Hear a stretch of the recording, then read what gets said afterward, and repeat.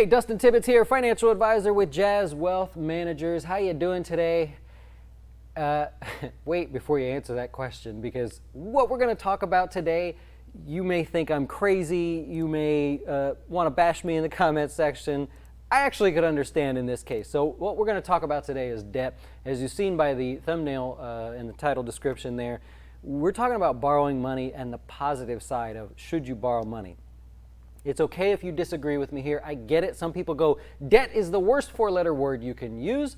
That's okay, right? I mean, you probably had a bad experience and you wanted to work yourself out of it and swore you'd never get back into debt again. I understand that. Me personally, I'm one of those guys that says snakes should not be allowed as pets. It should just not be allowed. You can't go get a monkey and keep a monkey as a pet without licenses and everything like that. I think snakes should be in the same camp. Why? I have bad experiences with snakes, and I just feel passionate about that. So I understand if you hear me talk today and you go, you're an idiot, and you want to leave those comments, I get it. I'll take them, right? I'm ready to take the bullets today. But the bottom line is, I just want to explain it in a different way. I want to kind of approach this video and this week in a different way, and that's to say that, debt's not bad because of where we're at currently in life. If you're watching this video 15 years from now and interest rates are super high, well, that's a different argument, right? We can make a different argument there. In fact, if you look over the lifespan of debt, you could argue that it is no good. You should not have debt. I get it.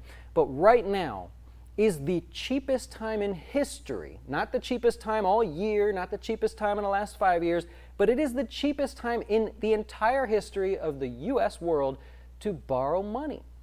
So if that's the case, is there an argument for having some kind of debt? I am in no way ever going to say that credit card debt is good debt, right? It doesn't make sense to me. Why you would pay 20% for something to have that's potentially like a bomb in your pocket, I just don't get it. That's me, so I'm with you on that one. But in terms of buying a car or buying a house, I'll focus on the car today. In terms of buying a car, why do people write that off so quick and say, nope, I'm not going to have a car payment, I'm not going to have debt? Well, here's how this works. Now, maybe I can slide over to the charts here a little bit, see if this actually works. Yep, it's going to work. Here's how this goes. When interest rates move lower, there's almost a direct inverse correlation between interest rates, I'll just go interest rates, and the amount of cash in the system, the amount of dollars you can have access to. It's not perfect, but there's almost an inverse correlation there. Meaning, when the Fed lowers rates, as they are right now, you probably notice you have a little more cash than you usually do. If you're of a certain age, you notice how I say that? That's a nice way to say it. If you're of a certain age, then you know that there are times where you didn't have as much cash. You were very tightly calling it close, paycheck to paycheck. Right now, the majority of people have access to more cash than they've ever had. I'm definitely sympathetic to those of you that are struggling and trying to work your way out of stuff. I totally get it. There will always be people like that, and you're going to do it. You just keep focused on it, you're going to get there. But the problem right now is people say, okay, debt bad. Dave Ramsey says debt bad. Everybody says debt's bad. Okay, but I have this cash. And so therefore, I'll take my cash and I'll go buy a car, right? Let's say a reasonable car, $25,000 for you. Let's say that's reasonable. I don't know where you stand on this, but bear with me. So you go, okay, I'm not going to take on debt because I was told debt is bad, but I've got $25,000 in cash and I'm going to go buy a car. For me, I've decided that's reasonable. That's what I want to spend on a car. I don't want car payments. I don't want any of this stuff. First of all,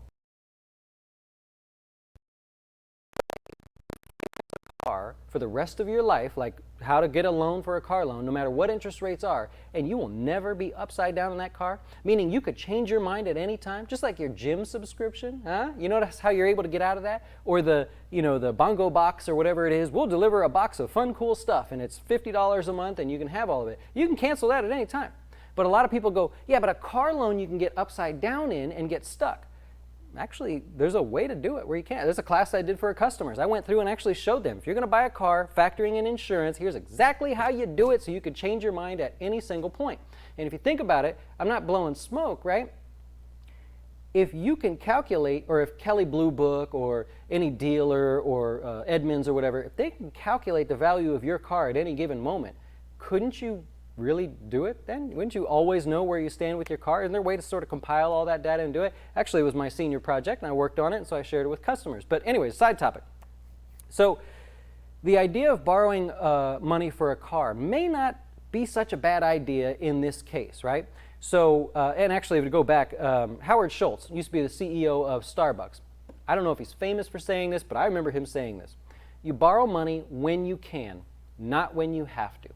And so he was making the argument that corporations borrow money when they can, they don't borrow when they have to, and then the general population of individual people and their money, they borrow money when they have to, not when they can. They get it backwards. In fact, you see big companies out there right now that are borrowing record amounts of money. They don't really need it. Look at Apple. Apple's a great example. They have more cash than you and I will ever even know how to calculate, and yet they're borrowing record amounts of money. Why is that? Because they can, right?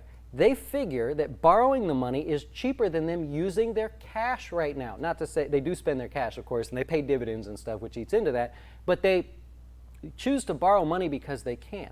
And so I'm making the argument today that getting a car loan actually could make sense for some of you. You still with me? Did you thumbs down already? Hang in there, hang in there. So let's do it.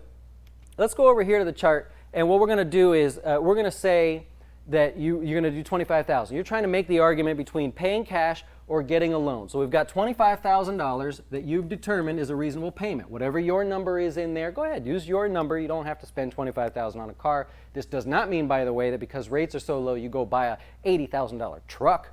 Don't do that, right? So let's say $25,000 at what Google tells me is the current rates right now, 3.11%. I'm assuming you have a decent credit score. You can actually attain that interest rate, 3.11%. Okay. For fun, let's say you financed it for 60 months. I'm in no way suggesting that you always finance cars for 60 months, but in this case, it makes for easy math. At the end of the 60 months, you would have paid $27,026. Okay? So at the end of the day, what this breaks down to is a total of $405.20 a year. Right? Is that math right? Did I type it out right? Yeah, $405.20 a year. Okay, so take it a step further than that. You get $33.76 a month to be the owner of whatever car you think for $25,000. All right? Let's think about it. $33.76 a month. What do you spend $33.76 on in a month? Right? There's all kinds of stuff. I can think of all kinds of different things, as subscriptions, things you probably don't even know of that you pay $33.76 a month for or more. So if we think of it as a subscription here, assuming that whether you finance a car or you pay cash for it, the repair is going to be the same. So this is not one of those things to say, yeah, but what about buying a different car and you have higher repair costs and things. I'm just making the argument you're trying to decide between a reasonable car loan or paying cash for that. Okay? It's as if you've subscribed to the car for $33.76 a month. Is that bad? Do you look at that and say, I don't like debt because it just sucks paying somebody else interest when I could just use my own money? Is $33.76 a reasonable amount of a cost to you to go buy a car? I would argue that it is for a $25,000 car. Could you do something else with the $25,000? Could you pay off a higher interest credit card, right? Could you pay some other kind of debt? Would it be better off placed somewhere else, put towards a different goal? Yeah, I would think the same thing there, right? So the argument today was to say, okay, debt, I get it, could be a ticking time bomb. But with interest rates so low, really consider the cost of having that debt versus the use of the money that you have. Maybe you're an entrepreneur and that $25,000 goes a little bit further than if you were to just put it down on a car. I don't know. Maybe it does. I'm just making examples.